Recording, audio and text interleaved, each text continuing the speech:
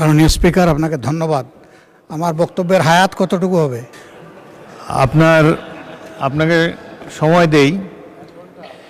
আপনাদের বিরোধী দল থেকে ইতিমধ্যে 56 মিনিট বলেছেন। তো আমি প্রথমে চেয়েছিলাম যে 1 ঘন্টা করে 2 ঘন্টা হোক, তবে আপনাদেরকে কিছু সময় বেশি দেবো। আমি আগেই যেহেতু বলেছি, খুব ভালো হয় যদি আপনি 10 মিনিটে শেষ করে দেন। হ্যাঁ, বোধহয় কষ্ট হবে আমার জন্য। আচ্ছা, আপনাকে কষ্ট দিতে চাই না। Thank you so much.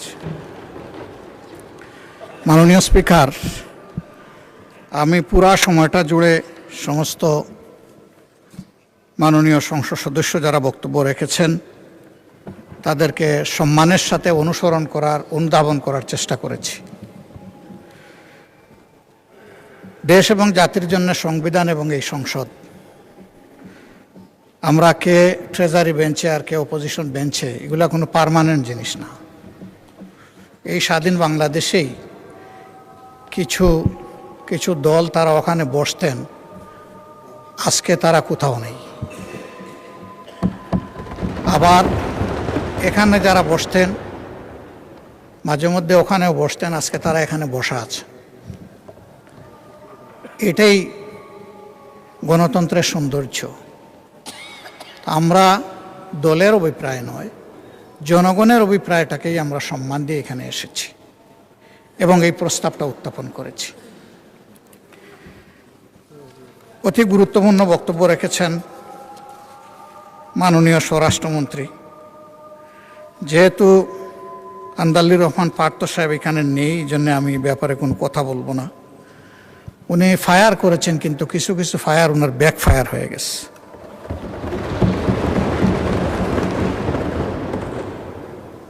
জনাব সালাউদ্দিন আহমদ সাহেব অত্যন্ত বিজ্ঞ লোক। আমি যতদূর জানি তিনি আইনের ছাত্র ছিলেন। আর আমরা ফেসিবাদের আমলে দফায় দফায় সেই আইনের নামেই আমরা ফেসিবাদের ভিকটিম হয়েছি। ওনার পজিশন একজন জ্ঞানী মানুষ হিসাবে, আর আমাদের পজিশন একজন বুক্তা হিসাবে। আমরা ভোগ করেছি, ভিকটিমাইজড হয়েছি আমরা। তো উনি ভাগ্যবান। না, আপনিও আরো বড় ভিকটিম হয়েছে, এটাও আমি স্বীকার করি। আমি সবসময় স্বীকার করি যার যেখানে যে অবদান।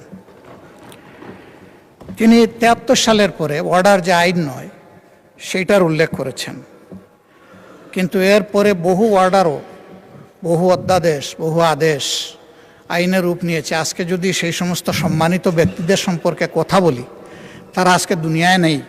অনেককেই আমরা অন্তর থেকে গভীরভাবে শ্রদ্ধা করি, তাদের প্রতি অশ্রদ্ধা হবে। আমি সেই জায়গায় ফিরে যেতে চাই না। আবারও বলবো, সংবিধান এবং আইন মানুষের জন্য, আইন কিংবা সংবিধানের জন্য জনগণ নয়। এই জিনিসটা আমরা খেয়াল রাখলে ভালো হতো। ব্যক্তিগতভাবে আমি বিশ্বাস করি যে এখানে যারা এসেছেন তারা জনগণের মধ্যে অতি শ্রদ্ধার পাত্র।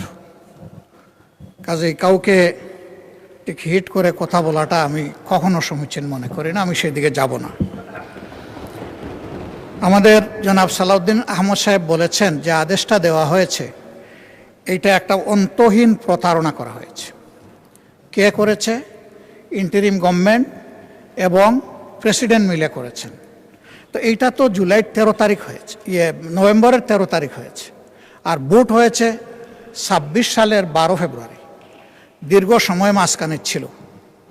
আমরা প্রথমে দাবি করেছিলাম গণভোটটি আগে হোক এবং সংসদ নির্বাচন পরে হোক, কিন্তু বিএনপির দাবির কারণে, একই দিনে হওয়ার কারণে, ওনাদের গণভোট এবং সংসদ নির্বাচনের দাবিটা সরকার গ্রহণ করার কারণে ওনারা ফরমালি সরকারকে অভিনন্দন জানিয়েছে। তাহলে গণভোটটা তো ওনাদেরও দাবি ছিল। গণভোটে কি কি বিষয় অন্তর্ভুক্ত হবে তা কিন্তু আগেই তাদের ওয়েবসাইটে প্রচার করা হয়েছে। নির্বাচন কমিশন এটা করেছে যথেষ্ট সময় দিয়ে। আমরা দেখেছি, সরকারি দলও এটা দেখার কথা। এই সব কিছু দেখে শুনেও যদি আমিও বলি, মাননীয় প্রধানমন্ত্রীও বলেন যে সবাই গণভোটে হা বলুন, তাহলে আমরা দুষ্টা করলাম কোথায়, আর আমাদের মধ্যে ভাগটা হলো কোথায়? আমরা তো এক হয়েই করেছি। আমরা আমাদের জায়গায় আছি, আমরা জায়গা পরিবর্তন করি নাই। আমি ধন্যবাদ জানাই জনাব সালাউদ্দিন আহমদ সাহেবকে। উনি বলেছেন যে উনিই দাবিটা প্রথম করেছিলেন, জনগণ কি চায় সেটা আমরা জনগণের কাছে ছেড়ে দিই।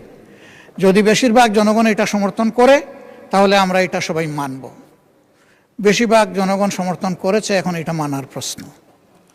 যদি আমরা অসাংবিধানিক বলি, আবারও বলবো অতীতের অনেক গণভোট নিয়ে প্রশ্ন উঠবে, আমি সেদিকে যাব না। অসাংবিধানিক বা সংবিধান বহির্ভূত অনেক কাজই তো হয়ে গেছে, সবাই মিলেই তো করলাম। তো সেই জায়গায় তো আমরা কোনো আপত্তি করলাম না। কেন করলাম না?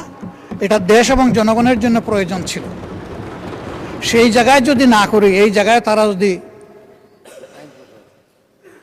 এই সপোর্টটা নিয়ে আজকে এই সংকট তৈরি না করতেন, এখানে এটা আলোচনারই দরকার ছিল না, এই সময় নষ্ট করার দরকার ছিল না। এই মহান পার্লামেন্টের, এই মহান সংসদের এই সময়টা তো আমরা ব্যয় করছি এই কারণে যে ওই কাজটা হয়নি বলে।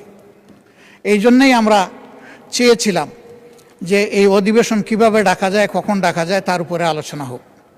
আলোচনা অনেক হয়েছে, পক্ষে বিপক্ষে, মেরিট ডিমেরিট অনেক এসেছে। আসার শেষ প্রান্তে এসে আমাদের সম্মানিত সদস্য এবং স্বরাষ্ট্রমন্ত্রী বলেছেন যে সংস্কার পরিষদের মেম্বার হিসাবে আমরা যে নির্বাচিত হচ্ছি এর জন্য কোনো ব্যালট ছিল না। আমি বলবো ব্যালট ছিল।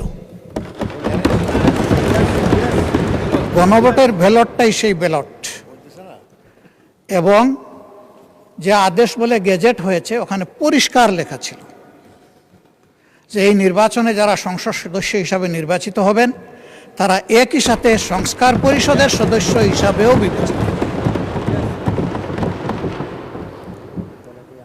আমি মনে করি যে আজকে তো আমরা একটা ছোট অংশ, বিশাল অংশ জুড়ে ট্রেজারি বেঞ্চ, এবং এখানে অনেক অভিজ্ঞ পার্লামেন্টারিয়ান আছে। আমি ব্যক্তিগতভাবে একেবারেই পার্লামেন্টে একজন শিশু।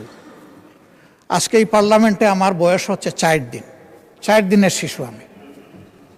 তারা তো অভিজ্ঞ, তারা এই বিষয়গুলো আগে নিশ্চয়ই খুঁটে খুঁটে দেখেছেন। আমি নিজে সংস্কার এর জন্য যে ঐকমত্য কমিশন হয়েছিল সেখানে কোনো মেম্বার হিসেবে যোগদানের সৌভাগ্য অর্জন করি নাই, কিন্তু এখানে অনেকে ছিলেন, তাদের হাতেই তো এইগুলো ফর্মুলেট হয়েছে, ফর্মুলেট হয়ে আমাদের সবার কাছে, জনগণের কাছে এসেছে।